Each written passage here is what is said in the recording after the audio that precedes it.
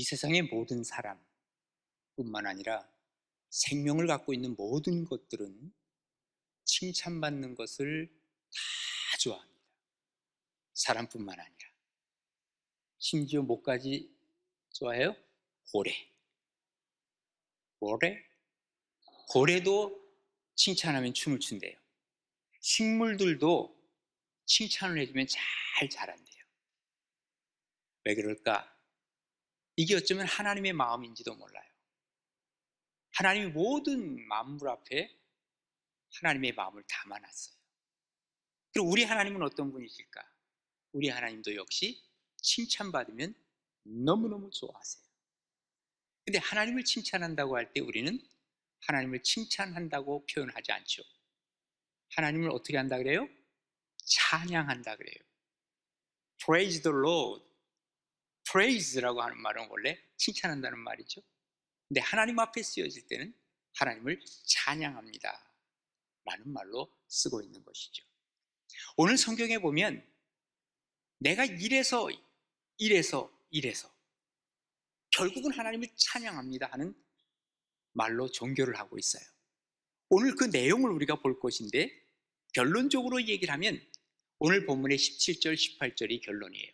죽은 자들은 여호와를 찬양하지 못한대요. 그리고 적막한 데로 내려가는 자들도 아무도 찬양하지 못한대요. 그런데 우리는 어떻다는 거예요? 이제부터 영원까지 여호와를 송축하리로다. 하나님을 찬양하는 거예요. 왜 하나님을 찬양하느냐? 첫 번째는 뭐예요? 도움을 주시기 때문이라는 거예요. 하나님이 우리에게 도움을 주시는 분이죠. 오늘 9절에 보시면 이스라엘아 여호와를 의지하라. 그는 너희의 도움이시오 너희의 방패시로다. 하나님을 의지하고 있는 이유는 하나님이 나의 도우심이야. 그리고 나의 방패가 되셔. 나를 적극적으로 도와주시고요. 또 안 좋은 곳이 있으면 방패가 돼서 딱 막아주시고 결국은 하나님이 이스라엘을 도와주십니다. 또 그 다음에 누구를 도와요? 아론의 집이여 여호와를 의지하라. 그는 너희의 도움이시오 너희의 방패시로다. 아론의 집을 또 도우신대요. 그 다음에 또 누구를 도우세요? 여호와를 경외하는 자들아 너희는 여호와를 의지하여라. 그는 너희의 도움이시오 너희의 방패시로다. 그러니까 처음에 누구로 시작을 했어요? 이스라엘아. 그리고 아론의 집들아. 그 다음에 하나님을 경외하는 모든 자들아. 다 뭐 하라고요? 하나님을 찬양하는 이 사람들을 하나님은 의지하는 사람이거든요. 이런 사람들을 하나님이 도우신다라고 말씀을 하고 있는 거예요. 하나님을 의지할 때 하나님은 우리를 도우시는데 많은 사람들은 하나님을 의지하려고 하지 않고 거기서 벗어나려고 하죠. 왜 그럴까? 내가 하나님을 의지해? 그럴 바에는 내 주먹이나 의지하지? 내가 가지고 있는 게 있는데 뭔가 자존심 상해하는 사람이 있어요. 그러나 하나님 앞에는 자존심 상하면 안 돼요. 하나님이 나를 만드신 창조주이시기 때문에 그렇죠. 또 어떤 사람은 하나님을 의지하라고 하면 당장 보이지도 않는 하나님? 내가 지금 보이는 재물을 의지하는 게 낫지, 보이는 암흑에 의지하는 게 낫지, 보이는 첨단 기술 의지하는 게 낫지, 이렇게 얘기하죠. 그러나 하나님은 보이지 않는다고 해서 우리가 무시하실 분이 아닙니다. 우리를 만드시고 우리를 이끌어 가시고 우리를 도우시는 분이심을 분명히 믿으시기를 바랍니다. 그래서 우리가 찬양하는 거예요. 오늘 이 본문의 저자가 누구일까 하는 것은 정확하게 나타나 있지 않아요. 근데 학자들은 얘기합니다. 이 저자가 모세일 수 있다. 다윗인 것 같다. 또 어떤 사람들은 에스더인 것 같다. 모르드게인 것 같다. 히스기야인 것 같다. 왜 이런 저자설이 여러 번이 나오냐면 여기 먼저 누가 썼다고 하는 것이 정확히 나오지 않았기 때문이고, 또 지금 제가 열거한 이런 사람들은 제가 말하는 게 아니라 학자들이 말하는 사람들인데 이런 사람들은 다 하나님의 도움을 받아봤던 사람들이라 그 말이에요. 또 하나님을 찬양했던 사람들이라 그 말이에요. 그러니까 이런 사람 중에 한 사람이 이 글을 썼을 것이라고 생각을 하고 있는 것이죠. 사실 사람들은요, 뭔가에 의존해서 살아갈 수밖에 없는 존재들입니다. 그래서 사람 인자 자체가 이 의존하는 거 아닙니까? 혼자는 안 되잖아요. 원래 인간은 뭔가에 의존하게 되어 있는데 뭘 의지하고 사십니까? 어릴 때야 부모님을 의존하겠지요. 또 나이가 들어서 이제 힘들고 고동할 때가 어려우면 어쩌면 옛날엔 자식들을 의존하지 않았습니까? 어쨌든 사람은 의지해서 의존해서 살아가는 사람, 존재 자체가 그렇다고 말해요. 한참 살아갈 때는 돈이 있으면 물질에 의존하려고 그러고, 또 내 동료들, 사람들에게 의존하려고 그러고, 아니면 무언가에 의존해서 살아가는데, 사실은 그것을 의존하는 이유가 뭘까? 의존해 보니까 좋더라고 말이에요. 또 도움을 받더라고 말이에요. 그런데 그 도움을 언제까지 받을 거냐 그 말이에요. 언제까지 그들이 나를 도울 것 같습니까? 거기에는 한계가 있다는 것을 성경은 우리에게 알려주고 있습니다. 정말 내가 의존해야 하고, 정말 나에게 도움을 주시는, 궁극적으로까지 도움을 주시는 분이 누구냐? 그분이 바로 하나님이라고 하는 것을 우리에게 알려주고 있는 것입니다. 사실 생각을 해보면 내가 의존했던 모든 것들은 언젠가 다 넘어질 것입니다. 내가 모든 것을 다 갖췄어요. 그래서 내가 그것을 의존하고 살아왔어요. 그런데 언젠가 내게 예를 들면 건강에 문제가 생겨요. 이거 의존해도 되지 않을 때가 온다 그 말이에요. 아니면 사고가 나요. 아니면 우리가 궁극적으로 다 죽음 앞에 서야 될 테니까 나에게 갑자기 죽음이 닥쳤어요. 뭘 의존하겠어요? 속수무책이지. 그러나 죽음까지도 의존할 수 있는 분, 바로 우리 하나님이 계신다는 사실을 우리는 기억하면서 내가 그분을 찬양하고 그분 앞에 가까이 나아가고 그분을 칭찬해 드릴 때 그분이 내게 다가오셔서 나를 도와주시는 분, 그 도우심의 손길을 우리는 구할 수 있다는 것을 얘기해 주고 있는 것입니다. 그래서 욥의 기자는 이렇게 얘기합니다. 욥기 8장 14절에 보면 그가 믿는 것이 끊어지고 사람이 믿는 것은 다 끊어질 것들이에요. 그가 의지하는 것이 마치 뭐와 같은 줄 아세요? 거미줄 같다는 거예요. 거미줄이 자기는 거미줄을 잘 쳐놓고 지금 뭔가 자기 집이라고 하면서 든든하게 생각할지 몰라도 거미줄? 그곳에 의지한다고요? 그 집을 의지할지라도 집이 서지 못해. 누군가 이걸 쳐버리면 끝나는 거야. 굳게 붙잡아 주어도 집이 보존하지 못하리라 그랬습니다. 바로 이겁니다. 우리가 세상의 모든 것들은 의지해야 할 대상이 안 된다는 것입니다.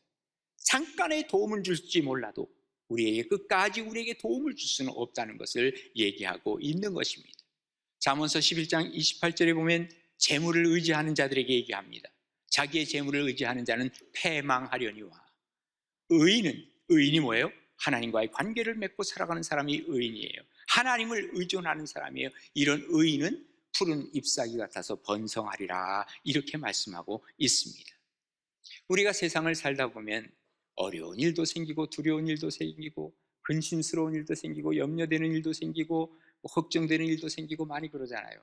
그때마다 여러분은 어떻게 살아가십니까? 이 근심 걱정을 완전히 자기 속으로 차곡차곡 쌓아놓는 사람이 있어요.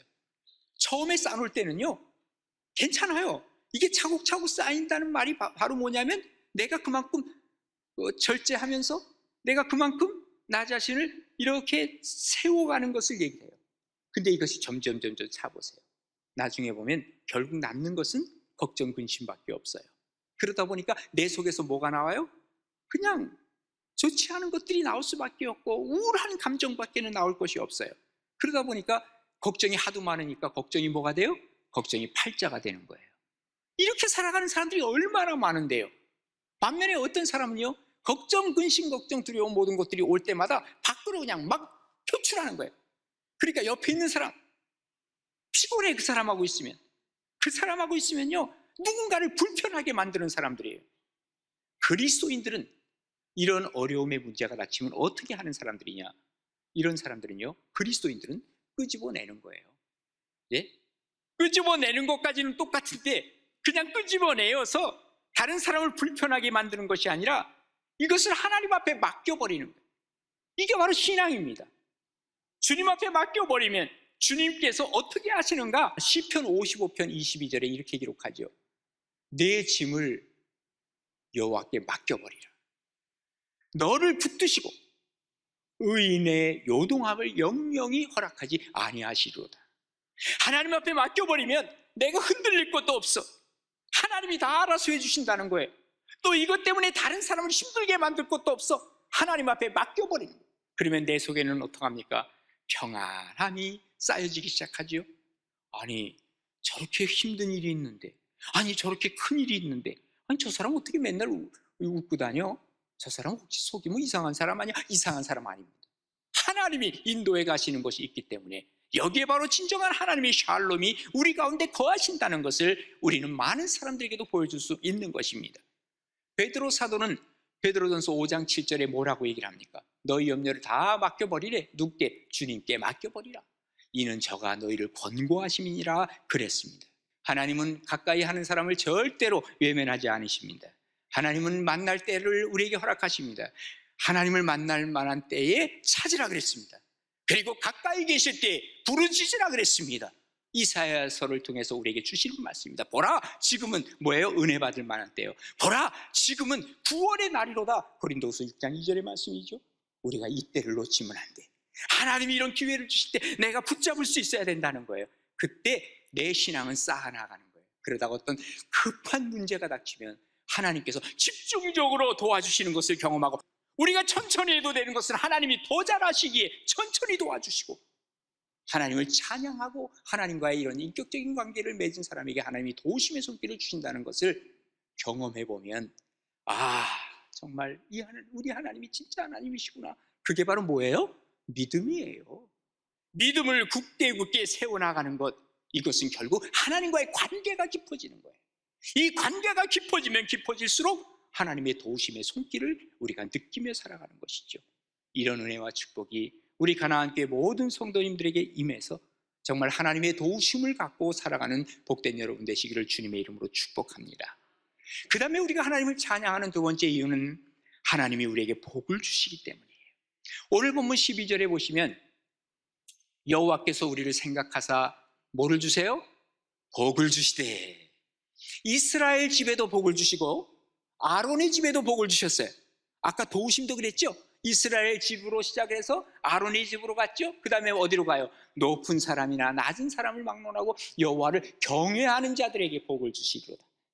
하나님이 복을 주시는데 이스라엘 집에 주시고요, 아론의 집에도 주시고요, 그 다음에 또 모든 하나님을 경외하는 자들에게 삼중적으로 하나님께서 마치 파도가 철썩철썩 오듯이 이렇게 하나님께서는 복을 주신다라고 얘기하고 있는 것입니다. 우리가 세상을 살다 보면요, 내 힘으로 살아가는 사람들이 있고, 아니면 하나님 앞에 의존해서 하나님 주시는 복으로 살아가는 사람들이 있어요. 그런데 내 힘으로 살겠다고 하는 사람들은 이 세상에 얻는 모든 복이 다 세상적인 복을 얘기를 하고 있고, 이 세상적인 복이 나의 복의 결론입니다. 그런데 하나님이 주시는 복을 가지고 살아가는 사람들은 이 복이 하나님께서 우리에게 주신 것이고, 이것은 궁극적인 복이 아닙니다. 세상에서 살 때 받는 복은, 이것은 과정적인 복입니다. 그리고 궁극적으로는 뭐냐? 하나님이 주시는 이 세상적인 복을 어떻게 쓰느냐 하는 수단이지 목적이 아니라 그 말이에요. 사실 세상의 복이라고 하는 것은요, 우리가 먹고 살기만 하면 그게 복입니다. 여러분, 복복자를 한번 보세요. 옷시자지요. 옷시자에다가 거기 한일자를 쓰고 입구자를 쓰고 그 다음에 밭전자를 쓰잖아요. 그죠? 그러니까 입을 옷 입고, 그 다음에 먹을 음식 있고, 그 다음에 뭐예요? 일할 만한 밭이 있고, 의식주가 해결되면 이것도 많지도 않아. 한일자가 있어. 그저 하나 정도만 있으면 그게 사실은 세상적인 복 아닙니까? 근데 우리는 이것보다 더 많은 것을, 더 큰 것을, 자꾸 그것이 목적이 되니까 그러는 거예요. 만약의 경우에 내가 더 많이 쓸 곳이 있고 더 많이 할 곳이 있으면 하나님은 과정 속에서 이 수단을 더 크게 주실 수도 있는 거예요. 이게 수단이지 목적이 되는 것이 아니라고 말해요. 그래서 오죽하면 성경에 잠언 25장 24절에 뭐라고 얘기하는지 아세요? 다투는 여인과 함께 큰 집에서 사는 것보다 움막에서 사는 것이 나으니라. 아멘입니까? 이거 아멘 잘못하다간 또 옆에서 예? 그렇습니다. 정말 다투는 여인과 큰 대골집에서 살면 뭐 할 거예요? 매일같이 그냥 아침에 일어나면 고통인데, 매일같이 또 싸움이 일어나는데, 여러분 그게 좋겠습니까? 움막에서 그저 편안하게 살아가는 게 좋겠습니까? 기왕이면은 큰 집에서 평화롭게 사는 게 좋지 않겠습니까? 하나님의 임재가 있을 때 우리는 평화가 오는 거죠. 하나님의 임재라고 하는 것은 찬송할 때, 하나님 앞에 기도할 때, 예배할 때 하나님이 우리에게 임재하신다는 사실을 우리는 알고 있습니다. 그래서 여호와는 나의 목자시니 내가 부족함이 없으리로다. 시편 23편이죠. 내가 하나님이 나의 목자니까 부족함이 없어. 그런데 하나님, 내가 편안한 길로 걸어가니 내가 복입니다. 요즘 그런 말 많이 하죠. 꽃길만 걸으세요. 그 말은요, 말이 안 되는 얘기예요. 좋은 얘기 아니에요. 그 얘기는. 왜 꽃길만 걸어요? 사망의 음침한 골짜기를 가는 게 그리스도인이에요. 그런데 사망의 음침한 골짜기를 다닐지라도 내가 해를 두려워하지 않아. 왜 그래요? 주께서 나와 함께 하시기 때문이죠. 주의 지팡이와 주의 막대기가 나를 안위하시기 때문이죠. 여기에 샬롬, 평강이 오는 줄로 믿으시기 바랍니다. 하나님은 우리에게 이런 복을 약속하셨고 복을 주시기로 우리에게 말씀하고 계시는 거죠. 어떤 사람에게 하나님을 찬송하고 하나님과의 인격적인 관계, 하나님과의 개인적인 관계가 있는 사람에게 주시는 복입니다. 하나님을 생각하는 사람들은요, 기도 안 할 수 없어요. 찬양 안 할 수 없어요. 예배 안 드릴 수 없어요. 그때 하나님이 우리에게 다가오시는 거예요. 하나님의 복이라고 하는 것은요, 하나님이 생각할 때 하나님이 나에게 주시는 복이에요. 하나님을 생각하게 되면 그냥 하나님 하고 이러고 하늘만 쳐다보고 있습니까? 아니죠. 하나님을 찬양하고 하나님께 영광 돌리며, 그때 사실은 나의 모습은 별 볼일 없어. 그런데도 하나님을 생각하니까 내 속에 하나님의 역사가 일어나기 시작해요. 그러니까 나는 비록 약할지라도 하나님의 강함이 나를 지배하는 것이죠. 그래서 고린도전서 1장 27절에 뭐라고 얘기를 합니까? 하나님께서 세상에 미련한 것들을 택하서 지혜 있는 자들을 부끄럽게 하게 하신대요. 근데 나는 지금 미련한 자야. 그런데 사람들은 나보고 지혜롭대. 왜? 하나님이 함께 하시니까. 나는 약한 자예요. 그런데 하나님이 약한 자를 택하셔서 강한 자를 부끄럽게 하시는 거예요. 그 강한 사람도 나한테 보기, 너는 어떻게 이렇게 강하니? 마치 다윗이 골리앗을 이긴 것처럼. 다윗과 골리앗은 비교가 되지도 않음에도 불구하고 하나님께서 함께 하시니까 놀라운 역사를 이루어서 강한 자를 부끄럽게 하세요. 또 하나님께서는 세상의 천한 것들과 멸시받는 것들과 없는 것들을 택해서 있는 것들을 폐하려 하신대요. 하나님의 능력이 우리에게 조금만 다가와도 어떤 강한 사람보다도 더 강하게 되는 줄로 믿으시기 바랍니다. 이게 바로 하나님이 주시는 복을 받은 사람의 모습이라는 거예요. 그러니까 복은요, 우리가 가지고 있는 어떤 세상이 갖고 있는 소유가 아닙니다. 복은요, 하나님과의 관계가 복이에요. 우리가 하나님과의 이런 바른 관계성 속에서 하나님 앞에서 살아간다고 하는 것, 그게 바로 진정한 복인 줄로 믿으시고, 하나님 앞에서 찬양과 기도와 예배와 이런 것들을 통해서 하나님과 더 가까워지는, 그리고 하나님이 주시는 복을 누리는 복된 여러분 되시기를 주님의 이름으로 축복합니다. 그 다음에 마지막으로는 번창하는 복을 하나님이 주세요. 자, 14절부터 보시면요, 여호와께서 너희를 곧 너희와 너희의 자손을 더욱 어떻게 해요? 번창하게 하시기를 원하노라 그랬습니다. 그 다음에 15절 뭐라 그래요? 너희는 천지를 지으신 여호와께 복을 받은 자로다. 복을 받으면 번창해지는 거예요.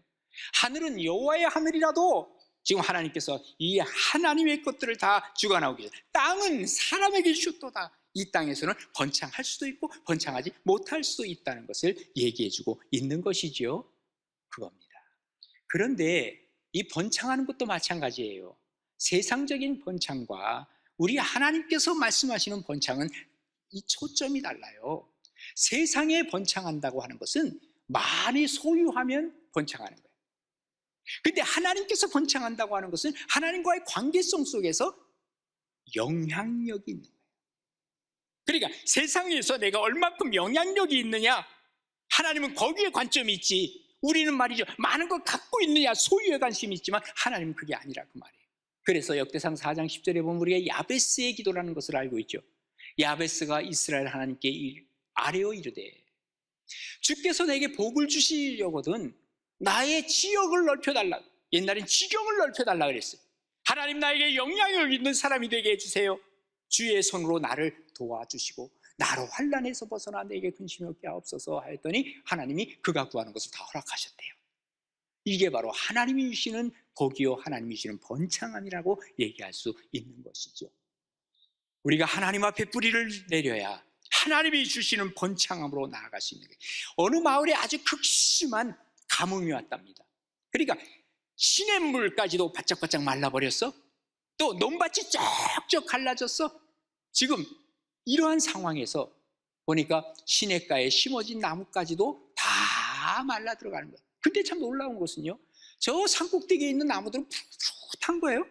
이게 도대체 어떻게 되는 건가 하고 나중에 알아보니까 산 위에 있는 나무들은요, 이게 워낙 물을 받을 데가 없으니까 아예 그냥 밑에다 뿌리를 깊이 박았는데 지하수에까지 그 물이 닿은 거예요. 뿌리가 닿는 거예요. 그러니까 아무리 가뭄이 와도 이놈은 자라는 것이고, 시냇가에 있는 나무들은요 늘 물이 바로 옆에 있으니까 그냥 뿌리를 보면 요만큼밖에 없어. 결국은 여기에 물이 없으니까 말라 죽어버리더라, 그 말입니다. 어쩌면 우리의 왕성한 생명력이라고 하는 것은 이 뿌리를 하나님 앞에 깊이 내리는 거예요. 가끔 가다 보면 교회에서도요, 이 뿌리를 깊이 못 내려요. 그러다 보니까 조금만 문제가 있으면 그냥 뭐 교회를 떠나, 아니면 조금만 문제만 있으면 안 보이기 시작해. 에이, 뭐 하나님이고 뭐 다 없어. 왜 그럴까요? 하나님 앞에서 진정한 번창 뭔지 모르는 거예요. 뿌리가 하나님 앞에 다 있는 게 아니야. 뿌리가 어떤 장로님 앞에 다 있는지 몰라. 뿌리가 어떤 목사 앞에 뿌리가 다 있는지 몰라. 더 이상 뿌리를 내리지 못하는 사람들, 왕성한 생명력은 잃어버릴 수밖에 없다는 것이죠. 우리가 평소에 하나님 앞에 기도하고 평소에 하나님을 찬양하고 그때 어려움이 닥쳐도, 이 가뭄이 와도, 인생의 가뭄이 와도 우리는 생명력 되시는 예수 그리스도의 생수를 먹고 자라날 수가 있다는 것이죠. 이게 바로 번성함의 길이라고 하는 것입니다. 우리가 어느 순간인가 하나님께서 우리를 부르셔서 물으실 때가 있을지 몰라요. 그래서 그 이후로는 하나님이 번창의 길을 열어주시는 거예요. 시편 92편 12절에 보면 의인은 종려나무같이 번성하며 레바논의 백향목같이 발육하리로다 그랬어요. 우리가 하나님 앞에서 의인이 될 수 있을 때 점점 번창해 갈 수 있다는 것이죠. 레위기 26장 9절에도 이런 말씀이 있습니다. 내가 너희를 돌보아 너희를 번성하게 하고 너희를 창대하게 할 것이며 내가 너희와 함께한 내 언약을 이행하리라 그랬습니다. 번창하는 것이 이것도 역시 목적이 아닙니다. 우리가 하나님이 우리에게 주시는 이 번창함을 통해서 하나님은 또 다른 하나님의 계획을 원하고 계십니다. 교회도 부흥을 해야 됩니다. 부흥 자체가 목적이 돼서는 의미가 없습니다. 부흥해서 하나님의 일을 얼만큼 감당하느냐 하는 것이 더 중요한 것입니다. 믿음이라고 하는 것은 바로 하나님을 높이고 찬양하는 것입니다. 얼만큼 영향력 있게 번창하느냐가 중요한 것이다, 그 말이죠. 한동안 이 세상에서 영향력 있는 사람 100인을 선정을 했는데 참 놀랍게도 그 중에서 3분의 2 이상이 다 크리스천들이었습니다. 근데 그 중에 영향력 있는 사람 중에 하나, 템플턴이라고 하는 사람이죠. 존 템플턴. 이 사람은 미국의 예일 대학을 나오고 영국의 옥스퍼드를 나오고 그리고 금융회사에 들어갔는데 최고 증시 투자자입니다. 이 사람이 얼만큼 돈을 주물렀냐면요, 6,230억이 이 사람이 주물른 돈이에요. 그러니 우리나라 돈으로 하면 623조 원입니다. 이것을 자기가 주물르던 사람이에요. 그러니까 세계에서 가장 큰 돈을 주물르던 사람이에요. 돈도 엄청나게 많았습니다. 그런데 이것을 자기 자식들에게 하나도 상속하지 않기로 하고 자선사업에 뛰어들고, 그리고 가만히 이 사람이 생각을 해보니까 노벨상이 있는데 노벨상 중에서는 종교계의 노벨상이 없어. 그래서 종교계 노벨상을 내가 만들겠다 해가지고 기금을 마련해가지고요, 우리나라에서는 한경직 목사님이 템플턴상을 받으셨죠. 그리고 나서 나중에 옥스퍼드 대학의 그 템플턴 칼리지도 만들고 영향력 있는 사람으로 그는 생을 마감했던 사람입니다. 이 번창함이라고 하는 것은 선한 영향력입니다.